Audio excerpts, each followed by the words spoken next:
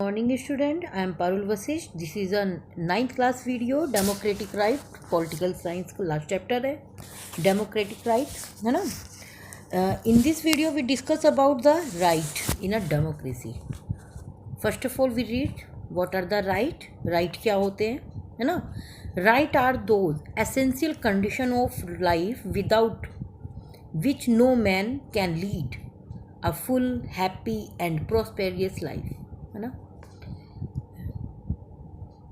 सभी जानते हैं जो राइट्स हैं हमारे, उनके बगैर हम हमारी जो लाइफ विदाउट राइट, हम इस चीज़ को इमेजिन भी नहीं कर पाते हैं कि हम अपनी लाइफ में अगर हमें कोई राइट ना हो तो हम किस तरह से सर्वाइव करेंगे, है ना. एसेंशियल कंडीशन है हमारी लाइफ की. Without life no man can lead a full happy and prosper life. किसी के मतलब कोई भी सुखी नहीं होगा, हैप्पी नहीं होगा, किसी की लाइफ भी प्रॉस्पर नहीं होगी, है ना. All have equal right but a right is a possible for a person. सबके पास राइट है, लेकिन वो राइट जो हमारे राइट्स हैं, डेमोक्रेटिक राइट, ये तब तक हमारे पास हैं जब तक हम किसी को हार्म नहीं करते हैं, हर्ट नहीं करते हैं. जैसे ही हमारे फंडामेंटल राइट, हमारे डेमोक्रेटिक राइट किसी के लिए हार्मफुल होते हैं, किसी को हर्ट करते हैं, तभी हमारे फंडामेंटल राइट सस्पेंड हो जाते हैं, वहीं पर वो क्लोज हो जाते हैं, हमें ये फंडामेंटल राइट नहीं मिलते हैं, है ना. तो राइट हमारे लिए बहुत ज़्यादा कंपलसरी है, हमारी लाइफ के लिए बहुत ज़्यादा एसेंशियल कंडीशन में है. Why do we need right in a democracy. Democracy में राइट होना क्यों ज़रूरी है. डेमोक्रेसी का मतलब ही है कि हम अपने जो राइट्स हैं उनको प्रॉपर वे में यूज़ कर सकें, है ना. Right in the Indian constitution में क्या उनकी मतलब जो इंडियन कॉन्स्टिट्यूशन है, उस इंडियन कॉन्स्टिट्यूशन में राइट की क्या कंडीशन क्या है, क्या उसकी इम्पोर्टेंस है. सबसे पहली इम्पोर्टेंस तो यही है कि ये हमारे कॉन्स्टिट्यूशन में रिटर्न में है, कोई भी गवर्नमेंट इनको चेंज नहीं कर सकती है.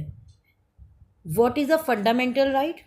फंडामेंटल राइट क्या है. क्या डेमोक्रेटिक राइट और फंडामेंटल राइट अलग अलग हैं. नहीं, फंडामेंटल राइट और डेमोक्रेटिक राइट दोनों सेम है. ये हमारे आर्टिकल के पार्ट थर्ड है, पार्ट थर्ड में हमारे फंडामेंटल राइट हमें रिटर्न में दिए हुए हैं. नो लॉ और policy of the government can go contrary of these right. कोई भी गवर्नमेंट चेंज हो जाए, कोई भी गवर्नमेंट आ जाए, चेंज हो जाए, कोई गवर्नमेंट की कोई पॉलिसी भी चेंज हो जाए, तो भी हमारे फंडामेंटल राइट को हम इससे वो डिनाई नहीं कर सकते हैं. Fundamental right, total fundamental right कितने हैं, है ना. According to constitution we have 6 fundamental right. First, right to equality. Second, right to freedom. Next, right against exploitation. Next, right to freedom of the religion and cultural and educational right. And last right, constitutional remedies, है ना. तो constitutional remedies ये हमारा last fundamental right है. सबसे पहले हम देखते हैं कि राइट टू इक्वालिटी. जो ये राइट टू इक्वालिटी है, ये आर्टिकल चलो मैं ये तो बताना भूल ही गई मैं आपको कि हमारे जो फंडामेंटल राइट हैं ये पार्ट कॉन्स्टिट्यूशन के पार्ट थ्री में दिए हुए हैं. लेकिन कहाँ से कहाँ तक है ये आर्टिकल, कहाँ से कहाँ तक है. 14 टू 32 आर्टिकल तक हमारे फंडामेंटल राइट हमें दिए हुए हैं. राइट टू इक्वालिटी ये आर्टिकल 14 टू 18 में आता है ना. ये right to equality right to article 14 to 18 में है. और जो फंडामेंटल राइट है आर्टिकल 12 टू 32 में दिए हुए हैं. कॉन्स्टिट्यूशन के पार्ट 3 में फंडामेंटल राइट्स हैं हमारे, और जो ये राइट टू इक्वालिटी है ये 14 टू 18 में है. राइट टू इक्वालिटी, कॉन्स्टिट्यूशन से that government shall not deny to any person in India equality before the law और equal protection of the law, है ना. कानून के नज़रों में, कानून के लिए सभी इक्वल हैं, सबके लिए इक्वालिटी है. जो कानून, जो भी लॉ हमारे लिए बना हुआ है वो सबके लिए इक्वल है, this is called the rule of law, और इसी को हम रूल ऑफ लॉ बोलते हैं। This mean that all person are equal in the eyes of law. Eyes of law, कानून की नज़रों में सब समान है। आपने भी देखा होगा कानून की जो मूर्ति बनी हुई है, जैसे भारत माता की पिक्चर होती है, सही कानून की देवी की भी पिक्चर है, उसकी आंख पर एक काले रंग की पट्टी बांधी हुई है। इट मीन्स वो कानून की जो देवी है वो सामने ये नहीं देखती है कि मेरे सामने कोई पीएम खड़ा हुआ है या कोई सीएम है या कोई एक लेबर है, कोई भी नहीं, कोई भी डिस्क्रिमिनेशन उसके सामने नहीं होता है, कोई किसी भी तरह का वो भेदभाव नहीं करती है। On the no discrimination between them on the basis of the religion, race, caste, sex and place of birth. किसी भी बेस पर कोई इनइक्वालिटी नहीं होती है ना। All citizen have equal right to go to the shop, public place of the entertainment or the public place like the hotel, bathing ghat and tank etc. Bathing ghat से नाम याद आया कि साउथ अफ्रीका में बहुत ज़्यादा इनइक्वालिटी होती है, बहुत ज़्यादा इनइक्वालिटी है ना, होती थी। अपार्थाइड हमने उसमें पहले ही देखा हुआ है, अपार्थाइड। नेक्स्ट है हमारा right to freedom. Right to freedom ये हमारे आर्टिकल 19 to 22 में आता है, आर्टिकल 19 to 22, और इसमें बहुत सारे राइट्स हमें आर्टिकल 19 में दिए हुए हैं। जैसे राइट टू फ्रीडम में क्या क्या है, freedom of speech and expression, assembly in the peaceful manner. हमें क्या क्या फ्रीडम मिली हुई है ये, जैसे हम अपने जो हमारे व्यूज़ हैं वो एक्सप्रेस कर सकते हैं, किसी के सामने कोई भी जो हमें हमारे जो माइंड के जो लॉजिक होते हैं हम किसी के सामने भी एक्सप्रेस कर सकते हैं, बोल सकते हैं। असेंबली करने का हमें फ्रीडम मिला हुआ है कि हम पीसफुल मैनर से कोई कहीं पर भी कुछ मीटिंग वगैरह कर सकते हैं। Form association and union and the political parties वगैरह, ये सब चीज़ हमें ये फ्रीडम मिली हुई है। Decide in the any part of the country and trade off the business, ये फ्रीडम में ही आता है कि हम किसी भी कंट्री के किसी भी पार्ट्स में जाकर बिजनेस स्टार्ट कर सकते हैं, एजुकेशन ले सकते हैं, ट्रेड कर सकते हैं। तो इस तरह की फ्रीडम हमें ये मिली हुई है। Freedom to decide and settle in the any part of India.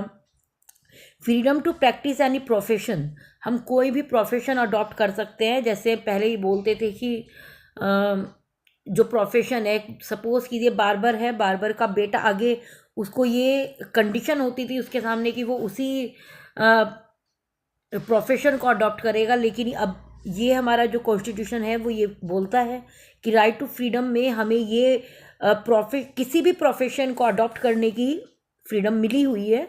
To carry on any occupation, हम कोई भी ऑक्यूपेशन अडॉप्ट कर सकते हैं, कोई लिमिटेशन हमारे पास नहीं है ना। तो ये हमारा राइट टू फ्रीडम में होता है यहाँ पर। और नेक्स्ट है हमारा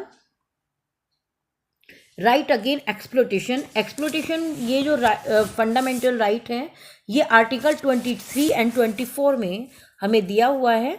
constitution maker to main declaration against the exploitation which are as under. इसमें एक्सप्लोटेशन में मेन जो चीज़ें हैं वो क्या है कि selling and buying of the human being, trafficking जिसे हम बोलते हैं, है ना, ये सब बिल्कुल इलीगल इन्होंने बताया हुआ है कि अगर यहाँ इस तरह का कुछ कंडीशन यहाँ पर होती है, ट्रैफिकिंग होती है, usually women for the immoral purpose, child labour और in any other hazard work such as the railway and the sports वगैरह, ये जहाँ पर भी इस तरह की सिचुएशन देखी जाती है कि चाइल्ड लेबर कराया जा रहा है या फिर ह्यूमन पार्ट्स को सेल किया जा रहा है या इमोरल पर्पस से वुमेन्स को सेल किया जा रहा है, तो यहाँ पर भी हम उसके खिलाफ आवाज़ उठा सकते हैं। ये आर्टिकल 23 हमें बोलता है under the trafficking in the human being and बिगार वर्ड, मतलब किसी से फ्री में ही काम करा लेना, उसको बहुत ज़्यादा प्रेशर में रखकर उससे काम करवाना, उसको उसके बदले कोई वेजेस भी नहीं देना, तो ये सब बिगाड़ में आता है। And any other form to force labour in the provided, this mean that sale and purchase of the women, मतलब पूरी तरह से हमारे कॉन्स्टिट्यूशन में ये बैन है, ना तो हम किसी को खरीद सकते हैं ह्यूमन बीइंग को, और ना उसको हम सेल कर सकते हैं, है ना। और ये जो एम्प्लॉयमेंट है चाइल्ड फैक्ट्री में, कि चाइल्ड फैक्ट्री में छोटे बच्चों से काम करवाया जाता है अंडर एज ऑफ 14 ईयर से जो छोटे बच्चे हैं उनसे काम करवाया जाता है। तो उनसे ये काम करवाना, माइनिंग वगैरह इस तरह के जो ये बहुत ज़्यादा रिस्की वर्क होते हैं वो उनसे करवाए जाते हैं। तो ये भी पूरी तरह से हमारे यहाँ पर इलीगल वर्क है, और इसके लिए भी हमारे यहाँ पर right again exploitation fundamental right का यूज़ किया जाता है। नेक्स्ट है हमारा right to freedom of the religion. Right to freedom of the religion में आता है कि हम किसी भी धर्म को हम अडॉप्ट कर सकते हैं। Every person has a right to profession, practice and propagate the religion.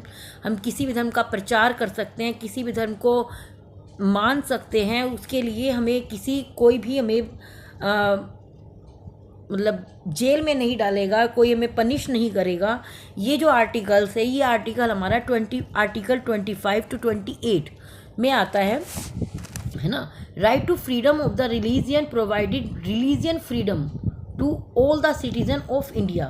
All religion are equal before the state. No religion will be given in the preference over the other.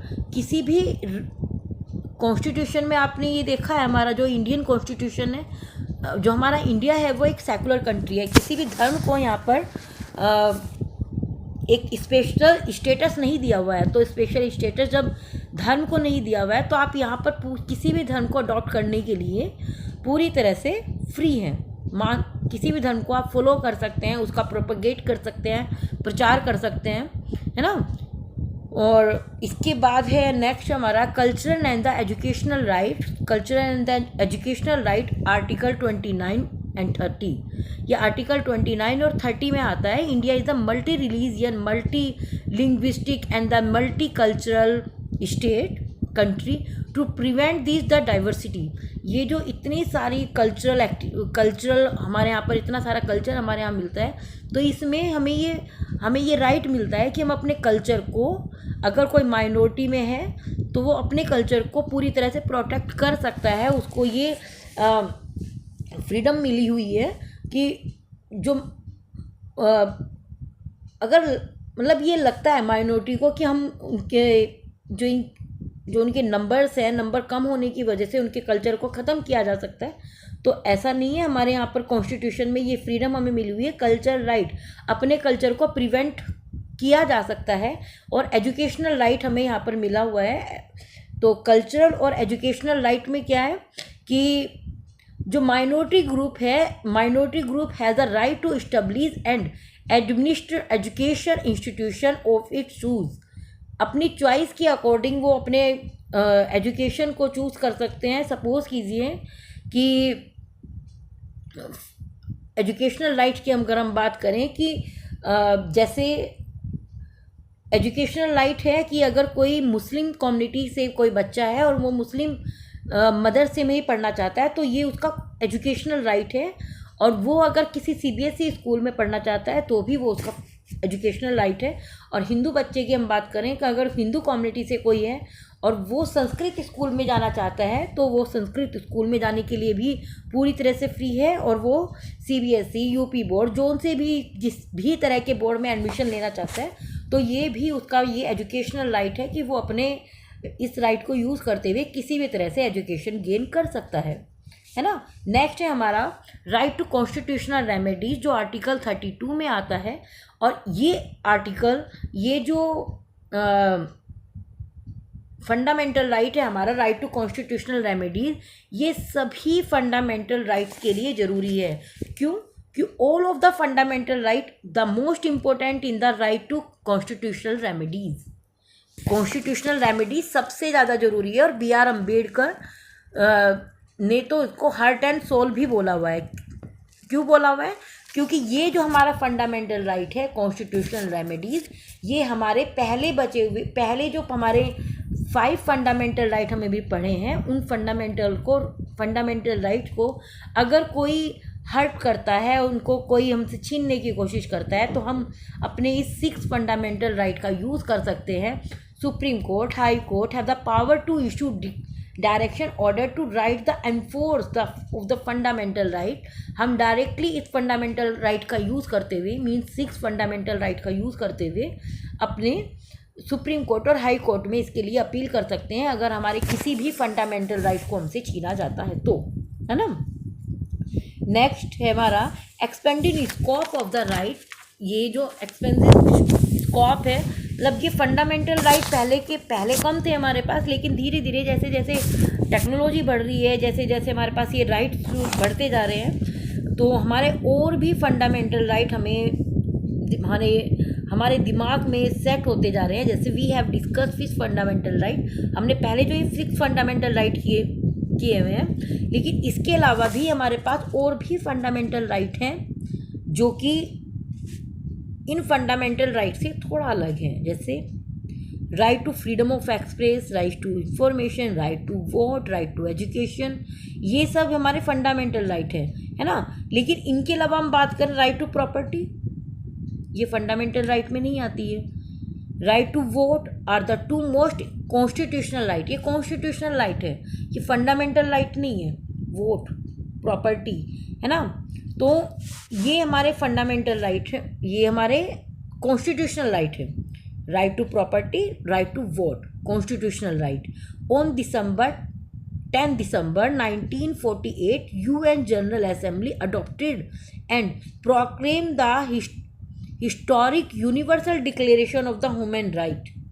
Since then, every year 10 December is celebrate of the Human Right Day all over the world. और ये हमारे मतलब human right day हमारे यहाँ पर celebrate किया जाता है इसी के लिए। Human right are the such essential condition of the right.